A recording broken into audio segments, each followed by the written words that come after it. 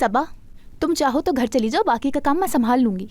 ठीक है अमीने आपा, खाना सर्व कर दो फिर चली जाऊंगी। करीम साहब और तूबा नीचे नहीं आए हैं, ये सब काम मैं देख लूंगी। तुम जल्दी जाओ, इससे पहले जुनेद चला जाए। जब तुम अकेले जाती हो तो मुझे बहुत परेशानी होती है। ठीक है अमीने आपा, जैसी आपकी मर्जी।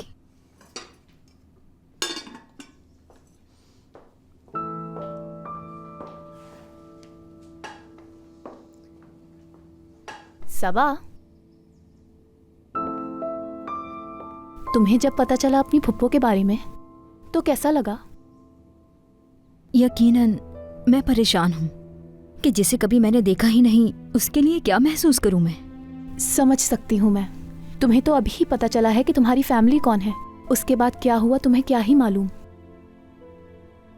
कभी कभी मैं सोचती हूँ काश कि ये सब मैं नहीं जान पाती अमीने आपा।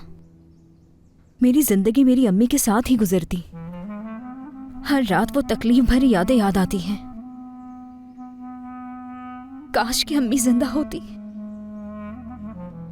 काश कि आजम हमारी जिंदगी में कभी ना आता। काश इस घर में ना आती और इनसे रिश्ता भी ना होता।